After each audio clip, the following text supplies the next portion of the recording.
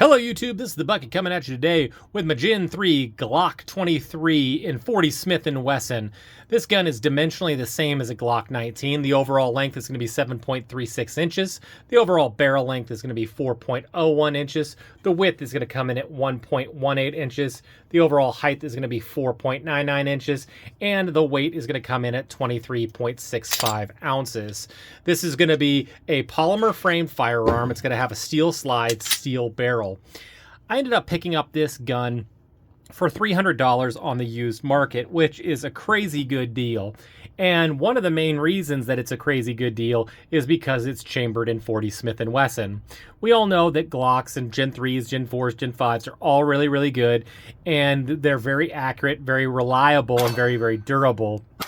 But what some people are seeing is that because 40 Smith & Wesson is kind of a really, I don't know, I want to say close to verging on obsolete, these guns can be very, very inexpensive on the secondary market. And I kind of wanted to talk about, what do you get into when you get a 40 Smith & Wesson firearm, and kind of what are some of the pros and what are some of the cons with it.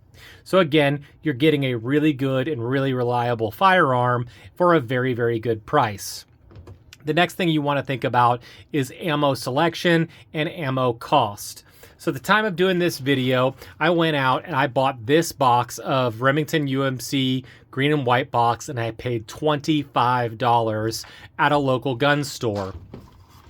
At the same time, I ended up picking up this box of Federal 115 grain brass case, and I paid $12 a box. So right now, ammunition can be up to twice as expensive, and there was a lot more options for the 9mm than there was for the 40 Smith & Wesson. Now again, with the two calibers, you're going to get two very good calibers. The 9mm is going to be less powerful, less potent, but also less felt recoil. The 40 Smith & Wesson is going to have a lot more ballistic capabilities, but you're going to feel it when you shoot the firearm. Also, as you can see, the size is not the same. So that's going to affect your magazine capacity. So if you were to take the same OEM magazine, a 9mm one would have 15 round capacity, and the 40 Smith & Wesson is going to have 13 round capacity. So you're gaining a lot of ballistic potential, but you're losing some magazine capacity, and you're going to have a lot more felt recoil. When I first started shooting about a decade ago, really started to become a gun guy, I ended up noticing that when I would take a 40 Smith & Wesson out to the range, I'd start finding it unpleasant to shoot after about the second or third magazine. Where 9mm, I could shoot magazine after magazine after magazine, and I really still enjoyed shooting, while I started to not enjoy shooting the 40 Smith & Wesson. Now, that was a time when I was a new shooter, I wasn't very proficient, and so I was thinking to myself, hey, maybe that was because I just wasn't a very good shooter and not because the caliber was that bad. So I took it out to the range, me and the Goat Whisperer, and again, the Goat Whisperer has been shooting for a long, long time, so he's a good person to kind of compare with me on it. So I started shooting and I started hitting point of aim, point of impact as soon as I shot the gun. And again, that's because it's a good gun, it's a good manufacturer, it's quality ammunition. It's going to hit, the bullets are going to go where they need to go. And when I shot, again, I was shooting steel targets 20 yards, had no problem hitting the steel. Then when we went out to about 10 yards, I could hold a really, really good group and had no problem with it. So the bullets will go where they're supposed to go. But I will tell you that that felt recoil, even for somebody that's been shooting for a long time, was still pretty unpleasant. I found myself, me and the Goat Whisperer, I wanted to talk with the Goat Whisperer after each time I shot a magazine and didn't want to come right back to shooting the gun some more.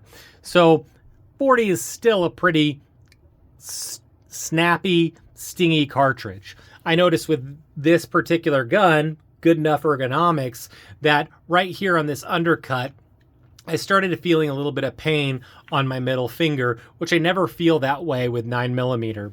So something to think about. When you purchase a firearm and you're getting it for a good deal, it may be because there's some characteristics about it that maybe are not that pleasant. Usually I'll say to somebody that's thinking about buying an inexpensive firearm, hey, you're going to be able to get more ammunition, which means more training, or you'll get new and fun accessories like this really, really cool Warriorland Crossbow MA1 tactical light, which is a lot of fun. And with this one on Amazon, you can get it for 130 bucks, and it comes with a holster that'll fit this exact gun. So that is pretty cool. You can get more accessories, and you can get some more ammunition. The downside to that is, if you don't want to shoot the firearm, you may find yourself that some of that benefits really, really aren't out there, really aren't creating as much benefit for you as they may be. For instance, right now, I just recently did a video on a Taurus T9S. It's a full-size firearm. I had almost no reliability issues. It came with two 17-round magazines, where this gun only came with one 13-round magazine. It was only $300 as well, so the same cost. Now, some people can say Taurus isn't that good, but I didn't have any reliability issues with it, and I shot 200 to 250 rounds that first day at the range trip, where this one, I only fired about 80 rounds, and I just didn't want to shoot the gun anymore. If you're a new shooter and you're getting a gun and it's a good price, but you're not going to want to keep shooting, you're not going to want to get better and better and better, that may not be the right firearm for you. That being said, if you're a gun guy, you have a lot of 9mm, and you say to yourself, man, 40 Smith & Wesson is a cool caliber that I want to shoot and I want to get better with, police trade-ins or other used guns like this Glock 23 could be an absolutely great option for you, and could be a really good way to get yourself some additional proficiency and do it with a caliber that has some real benefits to it, that could have some real features or some real quality that is going to fit your needs in different ways that 9mm just won't.